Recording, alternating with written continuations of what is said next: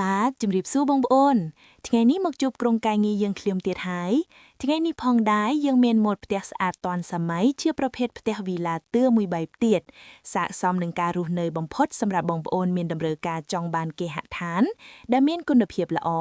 សោភ័ណភាពល្អសេវាកម្មតម្លៃសមរម្យជាពិសេសទំនុកចិត្តរស់នៅជាមួយក្រុមគ្រួសារដែលមានក្តីសុខ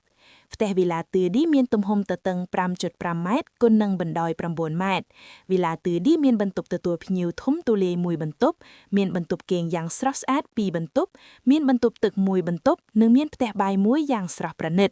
ផ្ទះវីឡានេះយើងសាងសង់ទៅតាមលក្ខណៈបច្ចេកទេសស្តង់ដារនិងទំនុកចិត្តជូនបងប្អូ